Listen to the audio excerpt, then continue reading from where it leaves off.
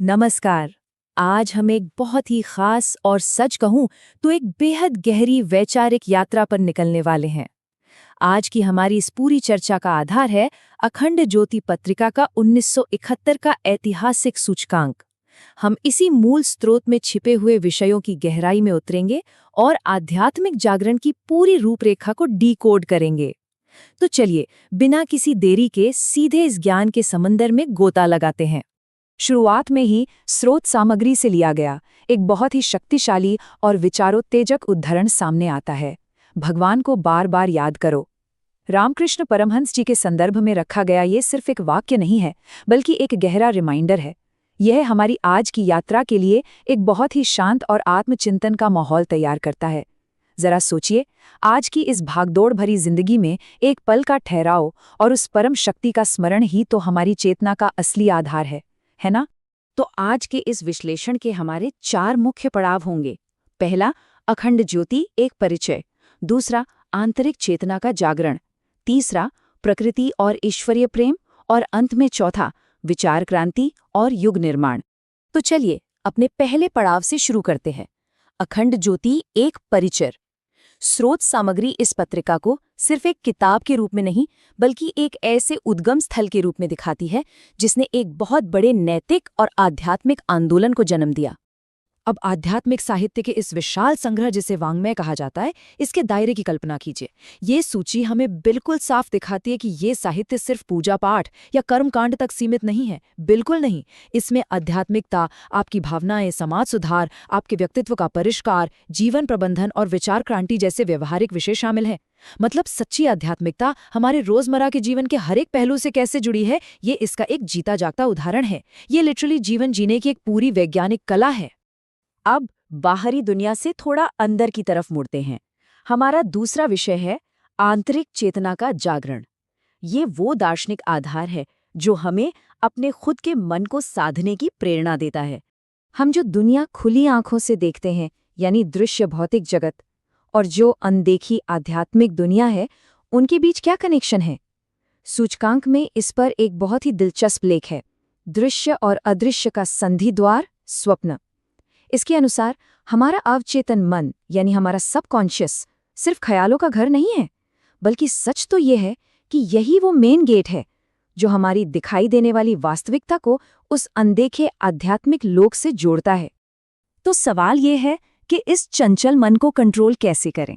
खैर, स्रोत में मानसिक एकाग्रता के बहुत ही स्पष्ट और प्रैक्टिकल स्टेप्स दिए गए हैं।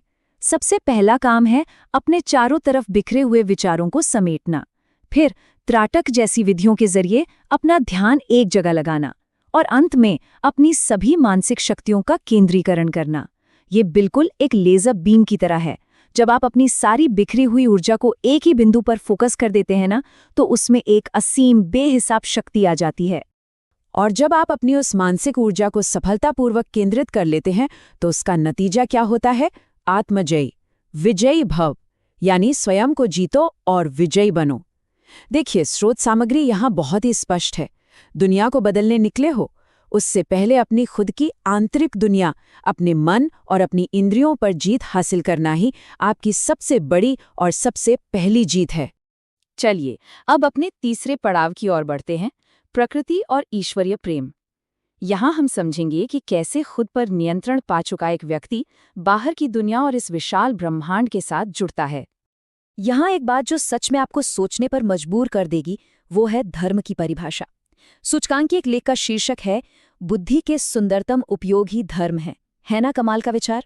स्रोत ग्रंथ यहाँ धर्म को किसी अंधे विश्वास या रटे रटाए कर्मकांड के रूप में नहीं देखता, बल्कि ये कहता है कि हमारी बुद्धिमत्ता, हमारी इंटेलिजेंस का सबसे उच्च और सुंदर प्रयोग ही असल धर्म है।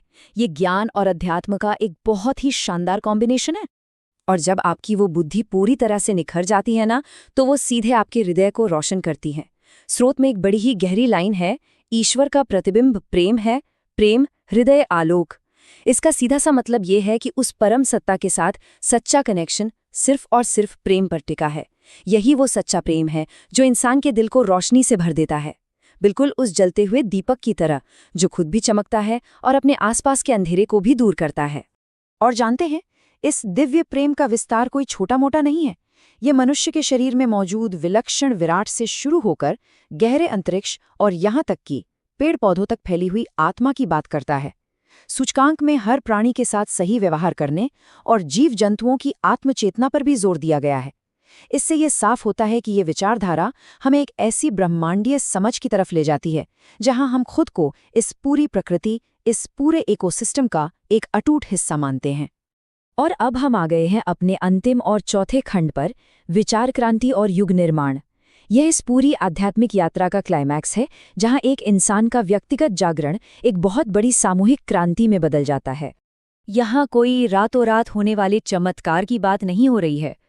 स्रोत 5 में युग परिवर्तन की एक पूरी ऐतिहासिक टाइमलाइन दी गई है। इसकी शुरुआत होती है संवत 1981 से, जिसे सतयुग की लाली या नए युग की सुबह कहा गया है। फिर हम आते हैं 1971 ईस्वी पर, जहां अखंड ज्योति के साहित्य से एक विशाल वैचारिक जागरण हो रहा है। और आगे भविष्य का विजन है, युग निर्माण।